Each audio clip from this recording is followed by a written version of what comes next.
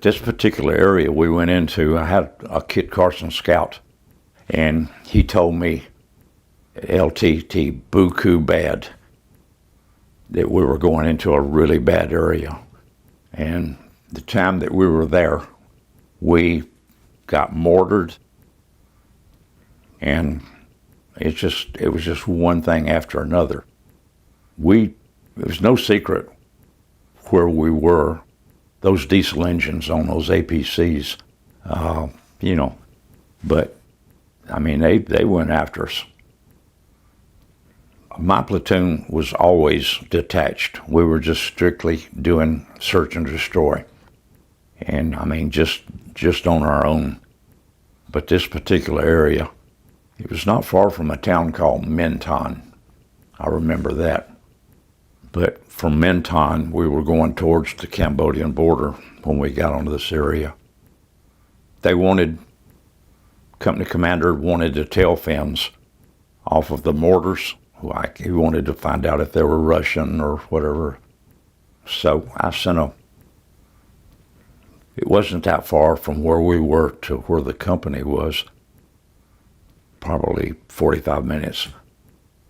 They went out. Could have been a bad decision on my part, but one APC went out. They were obviously watching us.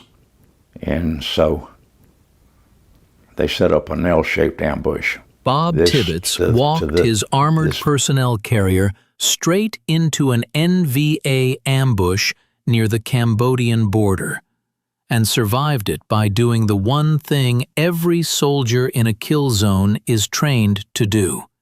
He drove through it at full speed and fought back with everything he had. That story is remarkable enough on its own. But the full picture of what Bob and his platoon were dealing with in that stretch of jungle near the Cambodian border, the contact after contact, the mortars, the L-shaped ambush, the RPG that went through his engine, that's what this video is really about. That's the story worth telling in full. Let's start with who Bob Tibbets was and what his war looked like, because the ambush near the Cambodian border didn't happen in isolation. It was one event in a sustained period of intense combat operations in some of the most dangerous terrain in the 3rd Corps Tactical Zone. And understanding the environment Bob was operating in makes everything that happened that day land with the weight it deserves. Bob was a lieutenant leading an armored cavalry platoon. His platoon operated on APCs, armored personnel carriers, which are tracked vehicles that provide some protection against small arms fire and shrapnel, but are genuinely vulnerable to rocket-propelled grenades and heavy weapons. The APC was the workhorse of the Vietnam War's mechanized operations. It carried troops, supported dismounted infantry, provided fire support with machine guns mounted on top, and moved through terrain that would stop wheeled vehicles. But it was not a tank. It was not built to absorb direct hits from RPGs, and in the close-quarters jungle fighting of Vietnam, the enemy knew exactly how to use RPGs against APCs, and they used them well. Bob's platoon was always detached. That's how he describes it. Not attached to a larger unit operating on a coordinated front, strictly search and destroy on their own, operating independently, going where the mission sent them. That kind of independent operation carries a particular weight. You don't have the security of a larger formation around you. You don't have the comfort of knowing that if something goes wrong, other elements of your battalion are within shouting distance. You're out there with your platoon and whatever assets you can call in by radio, and you handle what comes at you with what you have. The area they'd gone into, not far from a town called Menon, moving toward the Cambodian border, was not a mystery to Bob's Kit Carson scout. Kit Carson scouts were former Viet Cong or North Vietnamese Army soldiers who had defected and were working with American forces, and they were invaluable for their knowledge of the terrain, the enemy's habits, and where the danger was concentrated. Bob's scout told him plainly when they moved into that area that it was bad. That was the assessment from someone who knew. It was a bad area. That warning proved correct almost immediately because they started taking mortar fire. And once the mortaring started, it was one thing after another in a sustained pattern of contact that reflected something important about where they were. The diesel engines on the APCs were, as Bob put it, no secret. You could hear them coming. There was no element of surprise about the presence of mechanized American forces moving through that terrain. The enemy knew they were there, knew roughly where they were, and was actively going after them. That context matters. This wasn't a chance contact. The NVA forces in that area were aware of Bob's platoon and were working to destroy them, which meant every decision Bob made, every movement, every mission he sent his men on, was being watched and evaluated by an adversary who was looking for the opportunity to set up the right engagement under the right conditions.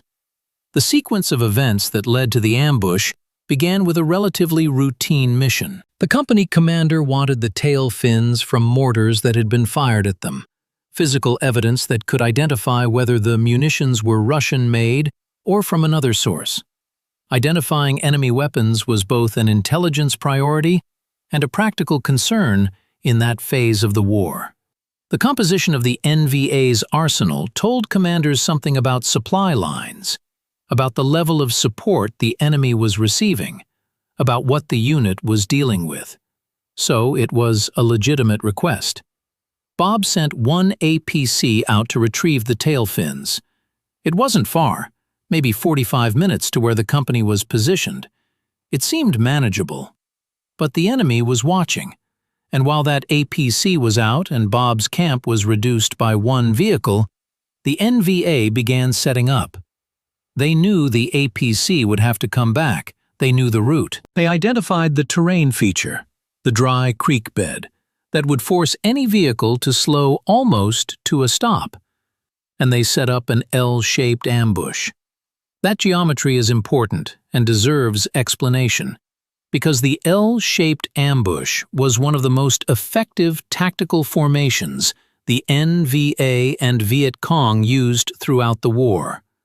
An L-shaped ambush positions the bulk of the ambushing force along one axis, parallel to the direction the target is moving, and a smaller element at a perpendicular angle at the end, forming the short side of the L.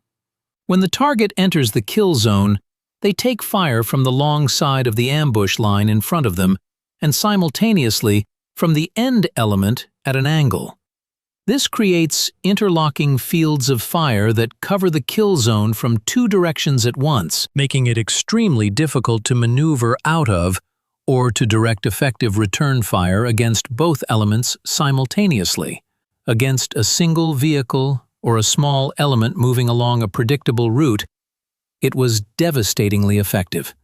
The kill zone could be kept compact and concentrated. The ambushing force could mass their fire on a small area, and the terrain feature, the creek bed that forced the vehicle to slow, gave them the precise moment of maximum vulnerability to trigger the ambush. Bob didn't intend to send one of his remaining vehicles after the APC. His men were tired. All of them were worn out from the sustained operations and the constant contact. He made a decision that he describes with a kind of retrospective candor. He called it being cocky. He said, "I'll take my APC and go get 'em." He took his vehicle and another one with him, not just the one the NVA was expecting. That second vehicle, that unplanned addition to what the enemy had anticipated, was a significant factor in what happened next. The NVA had set up expecting one APC. They got two. They approached the dry creek bed. The APC had to slow dramatically to navigate down into it and back up the other side. That's the moment the ambush was designed for, and the moment the NVA triggered it. An RPG hit Bob's APC in the side, and right then, Bob's training took over. He knew immediately what was happening. He knew they were in an ambush, in the kill zone, and the only viable response was to get out of the kill zone. He told his driver to gun it, push through, get out of the kill zone.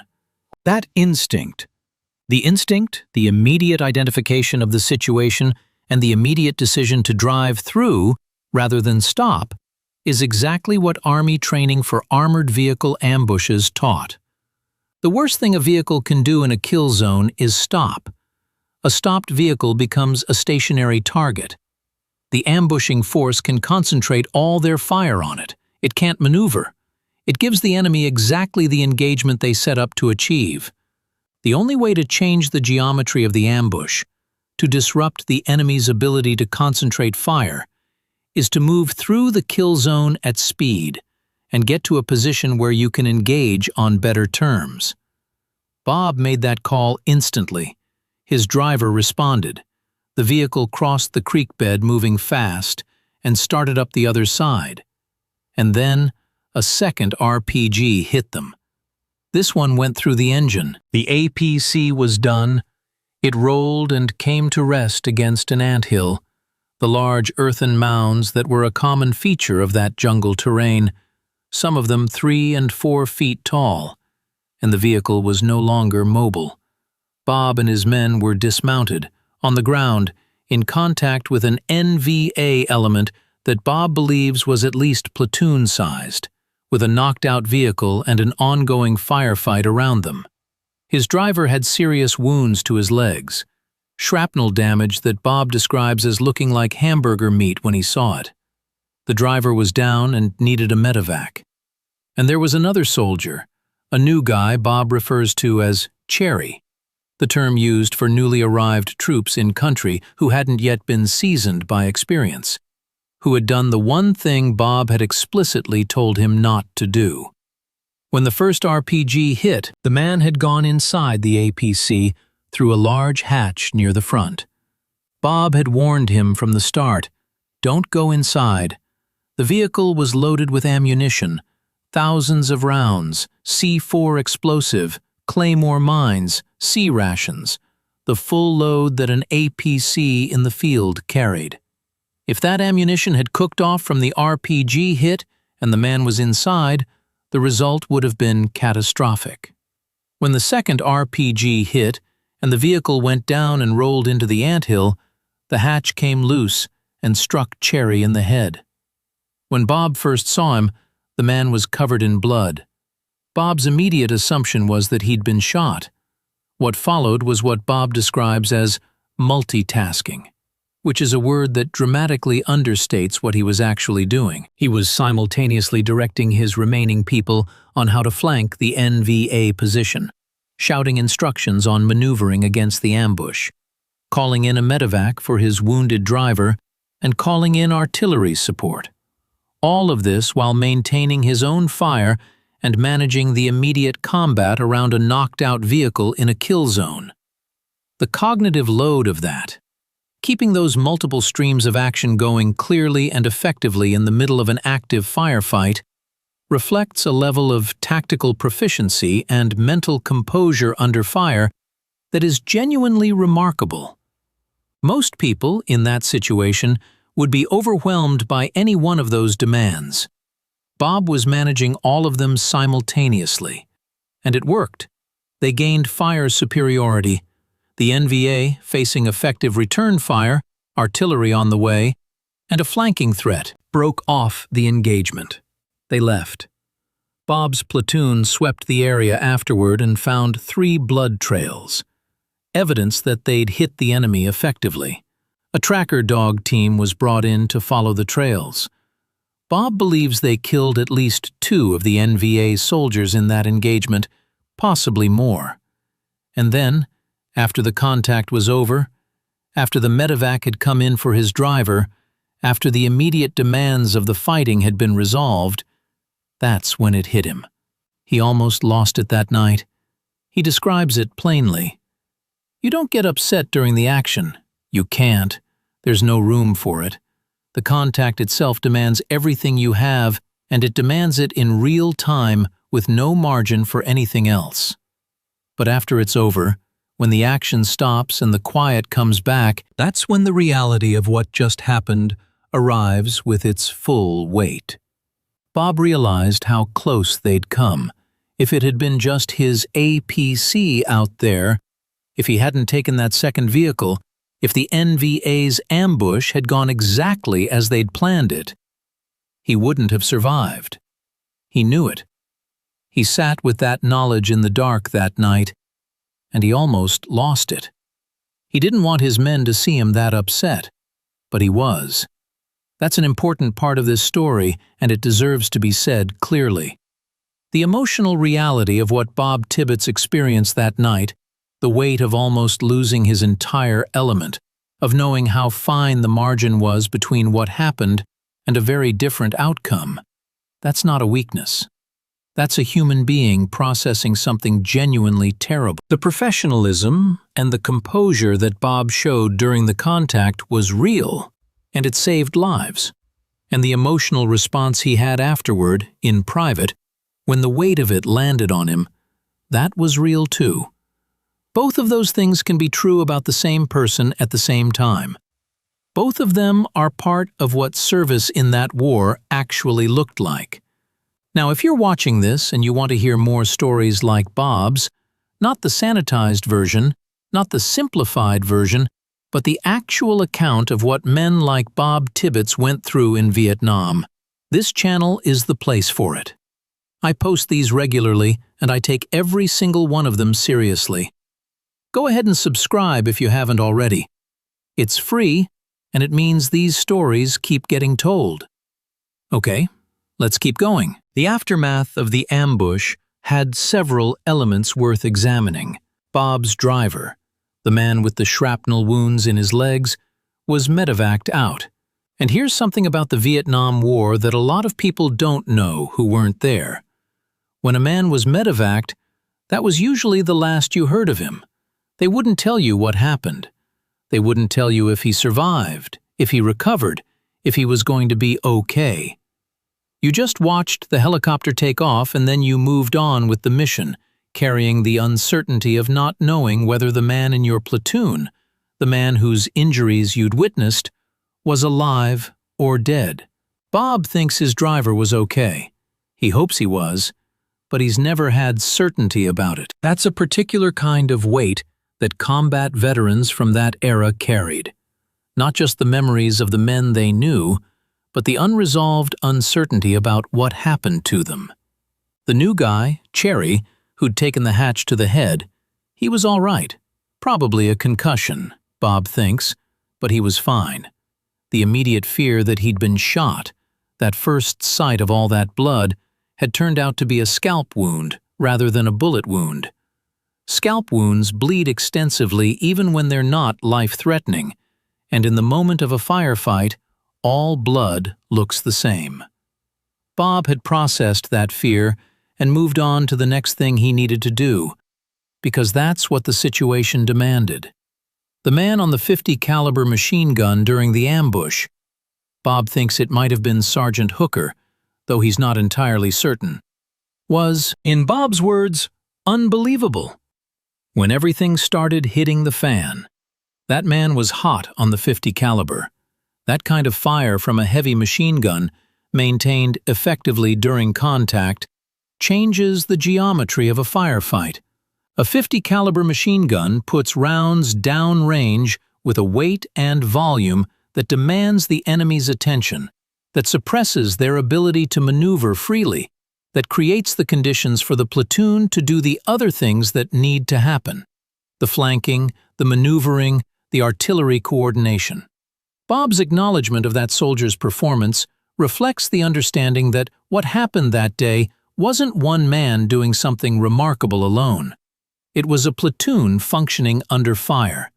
The area around that stretch of jungle near the Cambodian border was, as the broader operational picture later confirmed, a major supply artery. After the sustained contact that Bob's platoon experienced, the mortars, the ambushes, the constant engagement, the military command eventually sent in Rome plows. Rome plows were large, armored bulldozers with a distinctive curved blade that could cut through jungle vegetation at an industrial scale. They were used throughout the war to clear vegetation along roads and trails, to deny the enemy covered approaches to American positions, and to open up terrain that had been used as cover for enemy movement and supply. When they brought roam plows into the area where Bob's platoon had been operating and leveled everything, it confirmed what Bob had been dealing with all along. That area was a main artery for supplies coming down from the Ho Chi Minh Trail. The NVA forces there weren't random or scattered. They were defending a supply route. That context reframes everything about what Bob's platoon was doing in that area. They weren't just conducting random search and destroy operations through contested jungle. They were operating in the middle of a critical logistical corridor for the North Vietnamese Army, the kind of territory the NVA needed to protect and control, the kind of territory they would defend aggressively with whatever forces they could concentrate. The mortar attacks, the L-shaped ambush, the sustained contact, all of it reflects the high operational priority that area represented for the NVA. They were not going to give that corridor up without a fight, and they fought for it. The Flame Track APC that was eventually sent to support Bob's platoon in that area was another indication of how seriously command took what was happening out there. A flame track, an armored vehicle equipped with a flamethrower rather than conventional weapons, was a specialized asset used to clear heavily fortified positions and dense vegetation that conventional weapons couldn't effectively address. The fact that they sent one to Bob's area suggests that the bunker complexes and the tunnel networks in that jungle had become a serious enough problem that extraordinary measures were warranted. Bob's description of going into a bunker complex and the Viet Cong soldier who came flying out, "I should have shot him, but I wasn't expecting it," is one of those moments that captures something true about close-quarters combat that is hard to convey from a distance. You train for a lot of things. You develop reactions and instincts and muscle memory for specific scenarios. But combat constantly presents situations that don't fit neatly into what you trained for. Moments where the thing that happens is slightly different from what your training had prepared you for in terms of timing or angle or speed. And the fraction of a second it takes your mind to process the surprise is the fraction of a second that lets the other person disappear through the brush. Bob's honest about it. He wasn't expecting the man to come out the way he did. By the time he got his weapon up, the man was gone. That kind of candor about the reality of combat, the moments that didn't go perfectly, the decisions that might have gone differently, is part of what makes veterans' accounts genuinely valuable as historical records. The difference between the NVA and Viet Cong forces in that area was visible to Bob in the way they operated and in how they appeared. The NVA soldiers had uniforms, pith helmets, the equipment and organizational structure of a regular military force. The Viet Cong who came out of that bunker complex were operating differently. Less formal in their equipment and appearance, local fighters integrated into the terrain in ways that regular NVA units weren't. Both were dangerous. Both were capable of the kind of sophisticated tactical planning that the L-shaped ambush near the creek bed represented. But they were different forces with different relationships to the terrain and different tactical profiles. The pistol that Bob found on the anthill after the ambush, the Chi-Com 9mm, still with cosmoline on it, belonging to an NVA officer, is one of those small, specific details that carries a lot of weight. Cosmoline is a preservative grease used to protect metal surfaces during storage and shipping. Finding it on a pistol meant the weapon hadn't been handled much, hadn't been used regularly in the field. New equipment. An officer's sidearm, issued to commissioned rank. That pistol's presence told Bob something important about what he'd just survived. That ambush hadn't been set up by a disorganized or under-resourced local unit. It had been planned and led by an officer, which meant Bob's platoon had been specifically targeted by a trained, organized, officer-led NVA element that had prepared carefully for that engagement. The cosmoline on the pistol is almost a detail from a detective story, a single physical clue that confirmed the nature of the threat. Sergeant Gavone, one of Bob's squad leaders, swept the area, found the pistol, and kept it as a war souvenir. He earned it. Bob describes the whole experience in that area as just one contact after another. Mortars, ambushes, engagements that came one right after the next without meaningful breaks. That's a pace of sustained combat that grinds on men in ways that accumulate over time. Fatigue sets in not just physically, but mentally and emotionally. The constant alertness required to operate in that kind of environment, the perpetual awareness that at any moment, from any direction, something could come at you, has a cost that compounds with every day it continues. Bob's men were worn out. He says it himself. They were just worn out. And Bob, despite being worn out himself, kept leading, kept making the calls, kept directing the flanking maneuvers, kept his people organized and functioning in the middle of it. That's what leadership actually is in a combat environment. It's not a set of management principles applied in a controlled setting. It's keeping people organized and functional and pointed in the right direction when everything around them is chaotic and dangerous and exhausting. Bob Tibbets did that for his platoon through a sustained period of some of the hardest fighting in the 3rd Corps area, and he did it while personally surviving an RPG ambush that, by his own assessment, should have killed him. The broader context of operations near the Cambodian border in that period of the war is significant. The Ho Chi Minh Trail, the network of roads, paths, and supply routes running from North Vietnam through Laos and Cambodia and into South Vietnam, was the lifeline of the NVA's operations in the South. Cutting or interdicting that supply line was a persistent strategic objective for American commanders, and the areas near the Cambodian border in 3rd Corps were critical nodes in that supply network. Units operating in those areas, as Bob's platoon was, were in some of the most heavily contested terrain of the war, up against NVA forces that were specifically tasked with keeping those supply routes open and functional. The decision to use Rome plows to clear the area after Bob's sustained contact there, to literally level the jungle that had been providing cover for that supply artery, was an acknowledgement of exactly what his platoon had been dealing with. The NVA wasn't defending random jungle. They were defending infrastructure that the entire Southern military campaign depended on.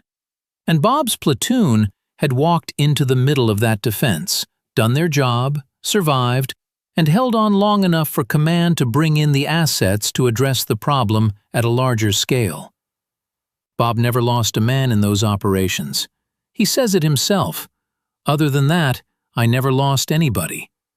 That's a remarkable statement given what he's just described. The sustained contact, the mortar attacks, the L-shaped ambush with RPG hits, the driver with hamburger meat legs, the new guy with a head wound. Through all of it, nobody in Bob's platoon was killed. The driver might have been okay. The new guy was fine after the head wound. Bob credits the man on the 50 cal in part, and he credits his own training for the instinct to gun it through the kill zone rather than stopping. But he also knows, with that honest self-awareness that comes through clearly in how he talks about it, that a significant part of why everybody came home was luck. If it had just been one APC, if the second vehicle hadn't come along by circumstance, the margin was that thin. The moment after the ambush, when Bob almost lost it in private, in the dark, that moment tells you who he is as clearly as anything else in the story. He maintained his composure through the contact because his men needed him to. He processed it afterward because he was a human being who had just come very close to dying and taken his men very close to dying with him, and that reality needed to be felt somewhere. He didn't want his men to see it because he was still their leader, and he understood, intuitively or by training or both, that a leader's visible distress changes something in the men around them. So he held it together in public, and he let it hit him in private. That's a particular kind of discipline, and it's worth honoring.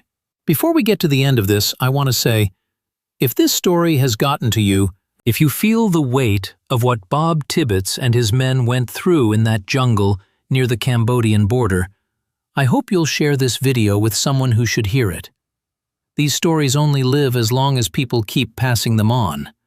And if you're not subscribed yet, please do that too.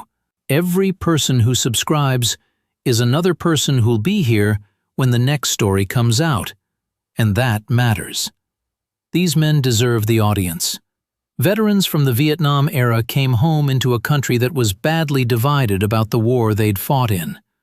The political and cultural battles over Vietnam were still raging when the soldiers who'd actually been there were trying to readjust to civilian life, trying to process what they'd experienced, trying to find a way to talk about it, or to not talk about it, depending on what they needed. The reception that Vietnam veterans got when they came home, the ambivalence, the hostility in some cases, the absence of the recognition that soldiers from previous wars had received, added another layer of burden onto men who were already carrying enough. Bob Tibbets was one of those men. He went through what he went through in that jungle, survived the ambush that he says he should not have survived if the numbers had been what the NVA expected, led his platoon through sustained contact against an NVA unit defending a critical supply route, and then came home to a country that was still arguing about whether the whole thing should have happened at all. That's a particular kind of experience, and it's shaped how Vietnam veterans have processed and shared their stories over the decades since. Some of them never talked about it for years. Some of them are still working through it, and some of them, like Bob Tibbets, are willing to sit down and tell it straight.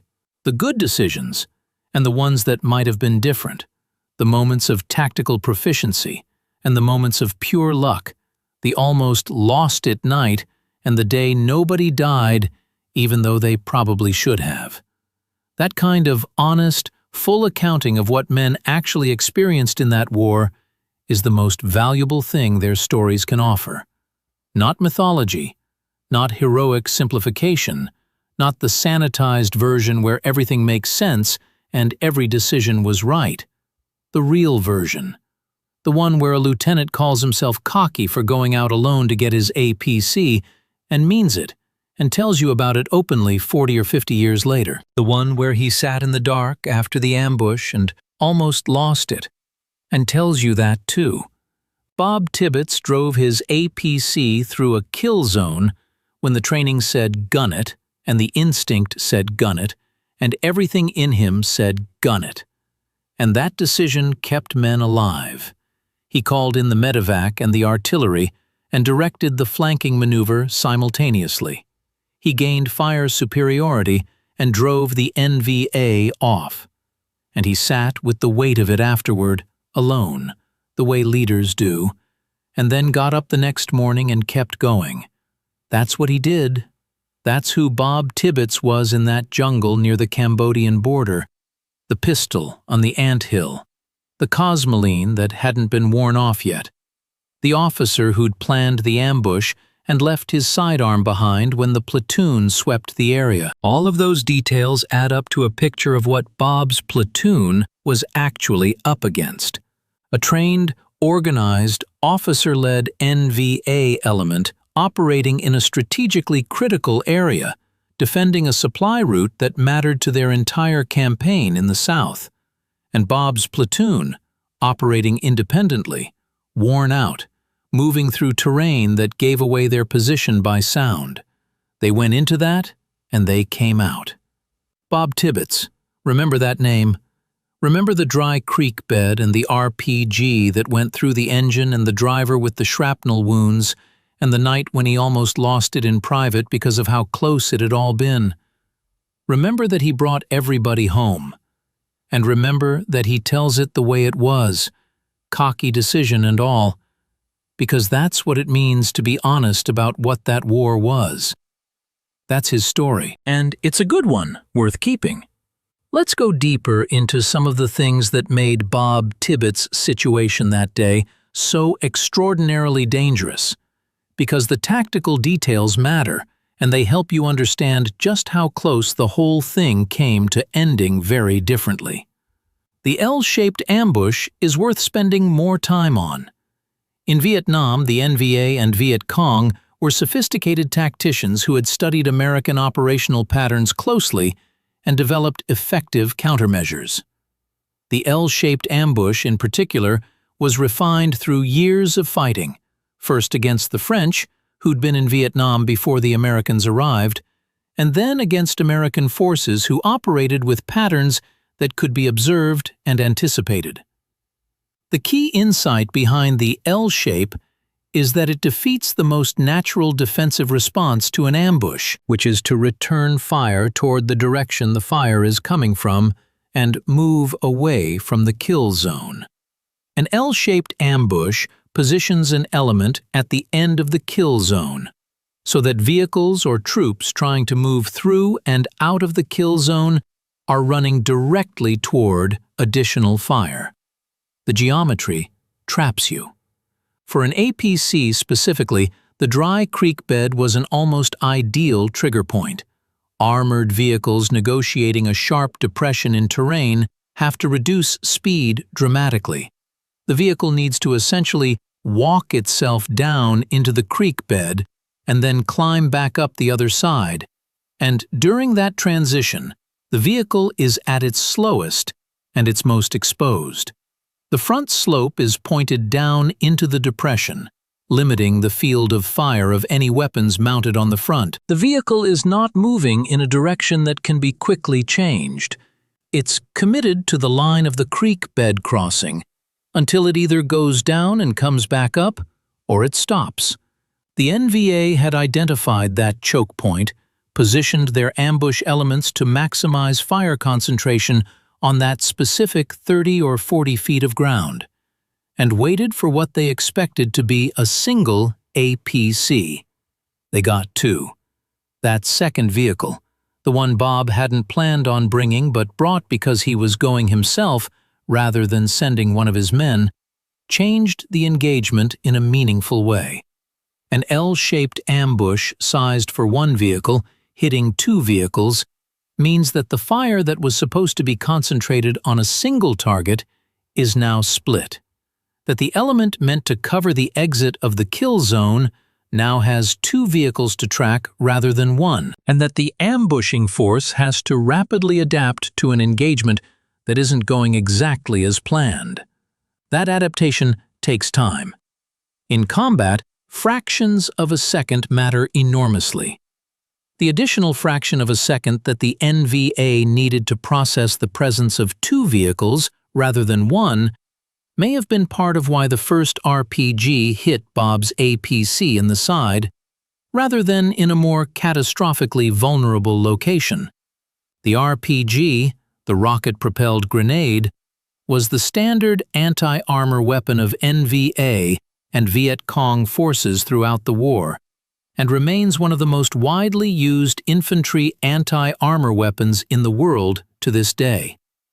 The most common variant used in Vietnam was the RPG-7, a Soviet-designed weapon that fired a fin-stabilized rocket with a shaped charge warhead. The shaped charge is designed to penetrate armor by focusing the explosive energy into a narrow jet that burns through metal. Against an APC, an RPG hit in the right location was almost certainly going to penetrate the vehicle's armor. The side of the hull, where the first round hit Bob's APC, is more resistant than the rear, but not impervious. The second round that went through the engine was devastating, but also, in a perverse way, slightly fortunate. An RPG hit in the engine compartment destroys the vehicle's mobility, but doesn't necessarily set off the ammunition stored in the crew compartment. If that second round had hit the ammunition storage area directly, the result would have been very different. The ammunition load that Bob's APC was carrying, thousands of rounds of small arms ammunition, C4 explosive, Claymore mines, C rations, all the supplies an independent platoon operating without regular resupply needed to carry, was a significant secondary explosion risk. This is why Bob had told Cherry explicitly not to go inside the vehicle. If the vehicle took a hit that penetrated the hull and ignited the ammunition, anyone inside would have had no chance. The hatch that hit Cherry in the head when the vehicle went down and rolled was a serious injury, but a survivable one. Being inside when the ammunition cooked off would not have been. The anthill that Bob's APC came to rest against is worth noting as a terrain feature. The large earthen mounds built by termites in tropical and subtropical environments are a distinctive feature of Southeast Asian jungle and scrubland, and in Vietnam, they served various purposes in the landscape of the war. Some were used as fighting positions because their density could provide modest cover. Some were hazards for vehicles and dismounted troops moving through the jungle at night. The ones in that area, 3 and 4 feet tall, were substantial enough to stop or deflect a rolling armored vehicle. Bob's APC coming to rest against one of them, after taking 2 RPG hits and losing its engine, was the end of that vehicle's movement in that engagement. Being dismounted from a knocked-out APC in a live ambush is one of the most dangerous positions a soldier can be in during a mechanized operation. The vehicle that had provided your protection, your fire support platform, your mobility, and your radio access is now a stationary piece of metal that the enemy knows exactly where to find. You're on the ground. You have whatever weapons you carried off the vehicle. You have your radio if the operator is with you. And you have the enemy, who is still in contact, still firing, still working their ambush plan while you adapt to the new reality of being a dismounted element in a kill zone. Bob did everything right in those circumstances. He directed his remaining vehicles on flanking maneuvers that made the NVA's position untenable. He called in artillery, which brought indirect fire support to bear on the ambush position. He maintained his own fire. He got his wounded man in the queue for medevac.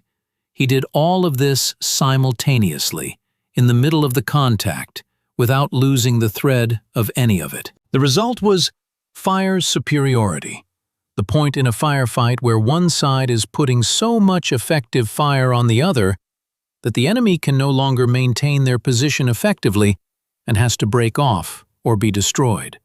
Bob reached that point. The NVA left. The blood trails they found afterward tell you something about how effective Bob's return fire was. 3 blood trails, likely 2 enemy killed, based on the tracker dog team's assessment. Against a platoon-sized NVA element with an officer present, that's meaningful attrition. The NVA didn't lose those men lightly. They set up a sophisticated ambush with the intent of destroying an American vehicle and crew, and they lost men and an officer's sidearm and ultimately broke off the engagement.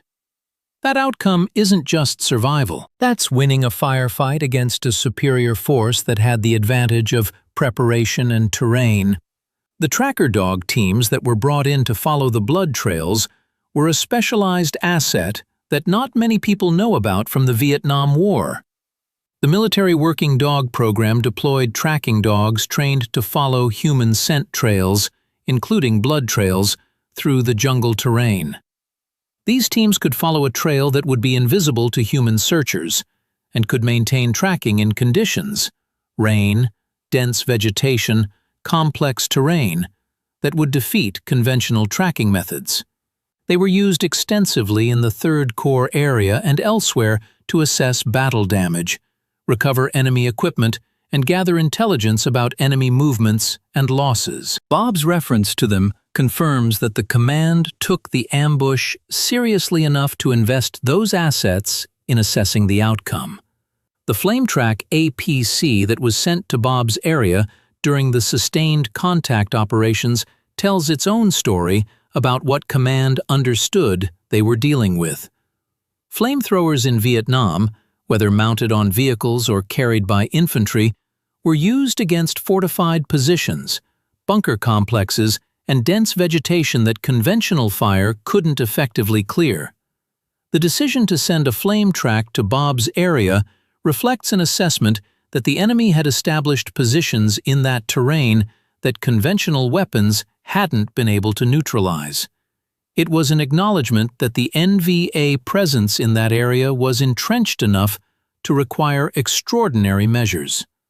And then, ultimately, the Rome plows came in and leveled the jungle completely.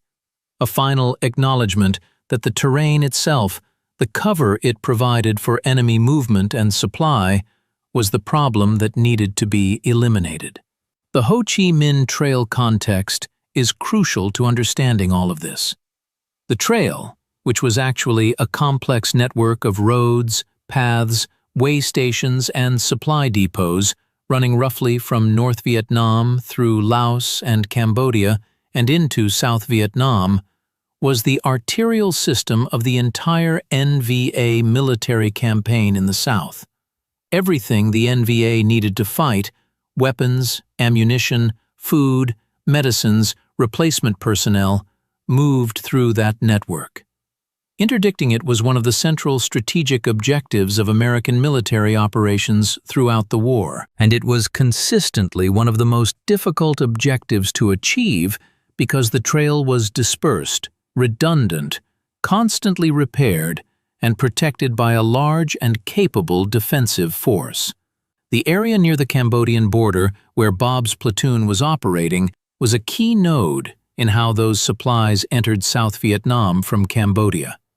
The NVA had been using routes through that area for years, and the presence of a large, organized NVA element defending it aggressively, capable of setting up sophisticated officer-led ambushes, capable of sustained mortar operations, capable of the kind of constant pressure that wore Bob's platoon down, reflects how important those supply routes were to the overall NVA campaign.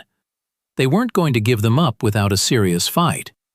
Bob's platoon, operating independently in search and destroy mode, was doing exactly the mission those operations were designed to accomplish: finding and engaging the enemy forces in contested terrain, denying them freedom of movement, and gathering intelligence about what they were dealing with. That they did it against an NVA element of that size and sophistication, that they survived the L-shaped ambush and the sustained mortar attacks and the constant contact, and that they never lost a man through all of it. That's a testament to the quality of Bob's leadership and to the professionalism of the men in his platoon. The Kit Carson Scout deserves more mention. The Kit Carson program was officially called the Chu Hoi, meaning open arms in Vietnamese, and it was an amnesty program that encouraged Viet Cong and NVA soldiers to defect to the South Vietnamese government. Defectors who agreed to work with American military units as scouts became Kit Carson Scouts, and they provided intelligence and local knowledge that was invaluable. They knew the terrain, they knew how the enemy thought, they knew the patterns of movement and operation that American commanders couldn't know from their own observation. Bob's scout told him that area was bad before anything had happened. That's actionable intelligence from someone who knew. The fact that Bob went in anyway, because the mission required it, because the orders were what they were, reflects the reality that soldiers in the field often had to operate in environments that the intelligence clearly said were dangerous. You didn't always get to choose your terrain. The warning that the scout gave, "Lieutenant, this is a bad area," and the subsequent confirmation of that warning through mortar attacks and ambushes and constant contact. That's the kind of experience that either hardens a soldier or breaks him. For Bob Tibbets, it appears to have hardened him in the right ways. He stayed sharp. He kept making good tactical decisions under pressure. He kept his men functional and effective in an environment that was trying to kill all of them, constantly, for the entire period of his platoon's operations in that area. Let's talk about something else that Bob said that deserves more attention. The fact that his platoon was always detached, always operating on their own, strictly search and destroy, without being attached to a larger formation. That operational posture has implications that go beyond just the tactical vulnerability of being a small element in hostile territory. When you're part of a larger formation, you have context. You know what other units are doing. You have a clearer picture of the overall operational situation. You have more eyes and ears contributing to a shared understanding of what the enemy is doing in the area. When you're operating independently, you're working with whatever you can gather from your own observation, your own patrols, your own contacts, your radio communications with higher command, and whatever intelligence gets pushed down to you. That's a more limited picture. It means you're making decisions with less information than you'd ideally have. It means the terrain surprises you more often because nobody else has been through it ahead of you to give you a recent assessment. It also means your successes and your losses are less visible to the broader command structure. When Bob's platoon made contact, when they survived the ambush, when they killed NVA soldiers and found the officer's pistol, that was their engagement in their part of the jungle, and the attention it got from higher command depended on what Bob reported over the radio and what the follow-on assessment revealed. The Rome plows that eventually came in to clear the area reflected a command decision that what Bob's platoon had been dealing with warranted a major response. But that decision came after Bob had already been through weeks of sustained contact in that area, holding on with a worn-out platoon operating independently. That's the texture of the Vietnam War that doesn't always make it into the broad historical accounts. Not the big battles with multiple battalions maneuvering against each other in well-documented engagements, but the smaller, sustained, grinding operations of independent platoons and companies moving through enemy-controlled terrain, making contact, surviving what they could, and reporting what they found. Bob Tibbets' platoon was part of that texture. They mattered in the overall operational picture, even if their individual engagements didn't make headlines. The war in Third Corps in 1968 and 1969, the general period that fits Bob's account, was particularly intense. The aftermath of the Tet Offensive had not ended the fighting. If anything, American and South Vietnamese forces had pushed back aggressively after Tet, and the NVA was working hard to restore their operational capability in the southern areas. The border regions with Cambodia were critical to that effort, and the American response included the kind of independent search and destroy operations that Bob's platoon was conducting. The cost of those operations was paid by men like Bob and his drivers and his Cherry soldiers and his sergeant on the 50 cal, one patrol and one ambush and one blood trail at a time.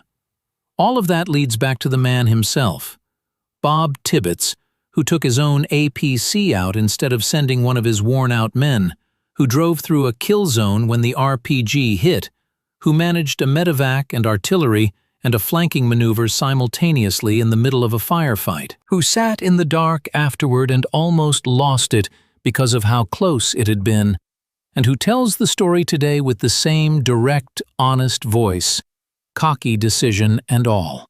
There's a quality in how Bob talks about what happened that is worth naming. He doesn't simplify it into heroism. He doesn't minimize it into just doing his job. He holds both things at once, the tactical proficiency and the emotional reality, the decision that worked and the honest assessment of why it could have gone differently. That kind of honest self-reflection is hard to come by, and it's valuable, not just as a historical record, but as a model for how to hold difficult experience without either inflating it or diminishing it. The war in Vietnam produced men who went through things that most of us will never have to face. What they did with those experiences, how they carried them, how they processed them, how they chose to tell or not tell their stories, varied enormously from one man to the next. Bob Tibbets chose to tell his.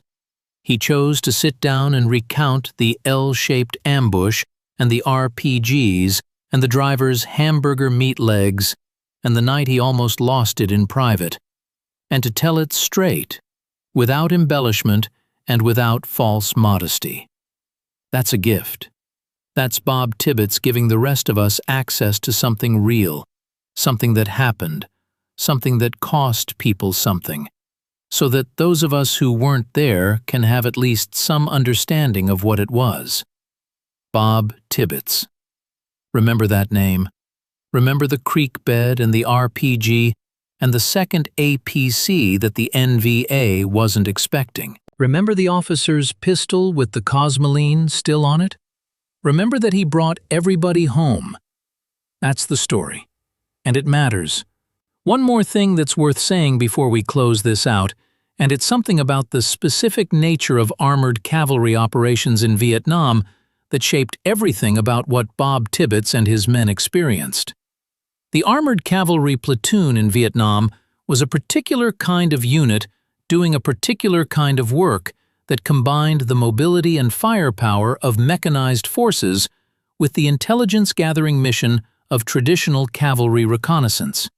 They were supposed to move fast, find the enemy, fix them in place, and call in larger forces to destroy them, or destroy them with organic fire if the size of the enemy element permitted.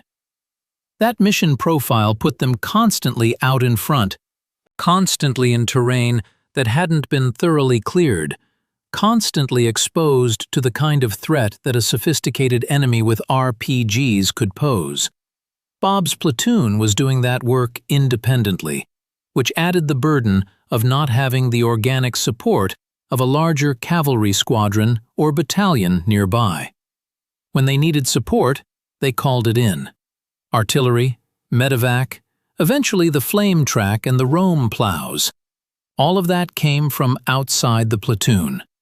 What the platoon had on its own was the 3 APCs, the weapons mounted on them and carried by the crew, the map and compass navigation skills that let them move through jungle at night, and the training and cohesion that came from operating together under sustained pressure over weeks and months. The APCs themselves, the M113 armored personnel carrier, had become so ubiquitous in Vietnam that American forces had adapted them significantly from their original design. The standard M113 came from the factory with a single 50 caliber machine gun mount and was designed primarily to transport infantry.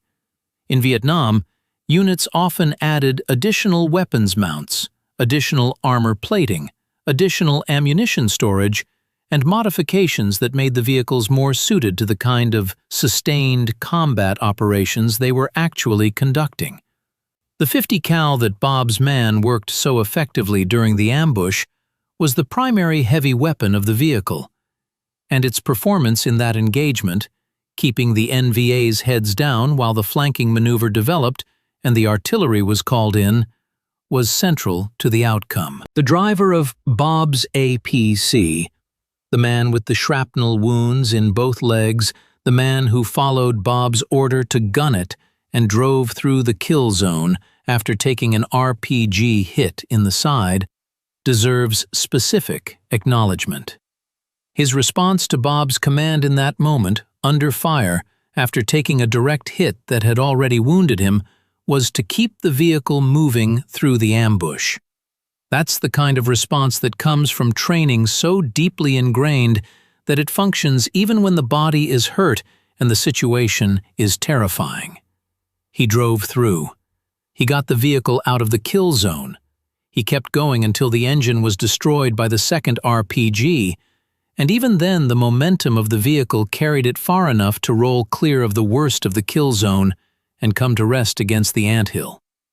That man's performance, in his last, conscious act behind the controls of that vehicle, contributed directly to Bob and the rest of the crew surviving what should have killed them. Bob hoped he was okay. He thinks he was. He never found out for certain, because that's how it worked in Vietnam. You watched the medevac helicopter lift off with your wounded soldier, and you never knew for sure what happened after that unless the man came back to your unit, which often they didn't. That uncertainty, that permanent open question about the fates of the men who left your unit wounded, is one of the lasting features of Vietnam veteran experience.